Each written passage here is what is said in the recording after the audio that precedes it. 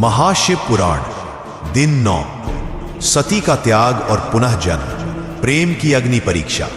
जब प्रेम ईश्वर से भी बड़ा लगने लगे तब परीक्षा की अग्नि जल उठती है और सती ने उसी अग्नि में अपने प्रेम को अमर कर दिया।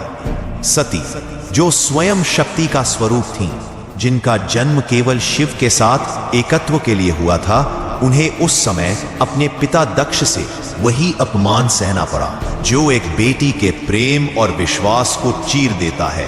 दक्ष ने अपने यज्ञ में शिव का आमंत्रण नहीं दिया और जब सती अपने स्वाभाविक स्नेहवश वहां पहुंची तो वहां शिव का नहीं, उनके प्रति घृणा और अपमान का यज्ञ चल रहा था।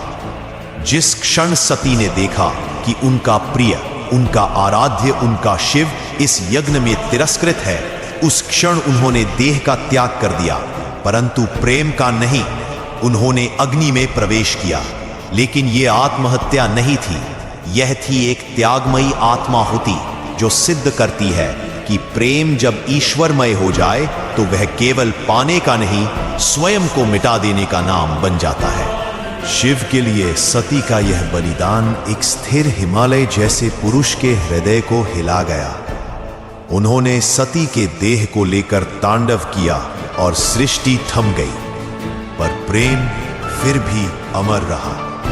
वही प्रेम जिसने जन्म लिया पार्वती के रूप में, वही शक्ति, वही चेतना फिर से शिव के साथ मिलन के लिए तप करने को तैयार।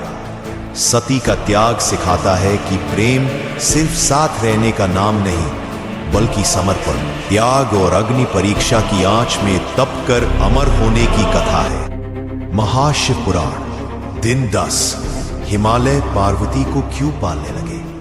जब प्रेम अधूरा रह जाता है तो ब्रह्मांड भी उसकी पूर्णता की योजना बनाने लगता है। सती चली गई थी, देह का अंत हो गया था, लेकिन आत्मा अमर थी। प्रेम अधूरा था, पर उसकी यात्रा अभी बाकी थी।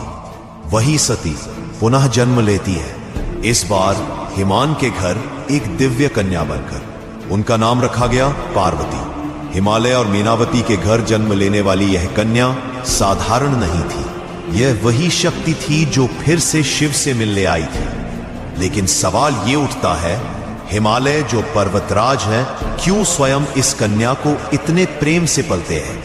क्योंकि स्वयं देवताओं और ऋषियों ने उन्हें बताया कि यह कन्या ही वह शक्ति है जो शिव को पुनः संसार में संतुलन के लिए प्रेरित करेगी, जो ब्रह्मांड की गति को फिर से स्थिर करेगी। यह केवल पुत्री नहीं थी, यह थी सृष्टि की नियति, शिव के प्रेम की पुनरावृत्ति। हिमालय जानते थे कि यह कन्या केवल उनकी नहीं है, वह उस शिव की है जो समाधि में लीन है, जो सती के वियोग में संसार से विरक्त हो चुके हैं। इसीलिए उन्होंने पार्वती को श्रद्धा, संयम और तप की सीख दी, ताकि जब समय आए वह केवल कन्या न होकर स्वयं तपस्विनी और शक्ति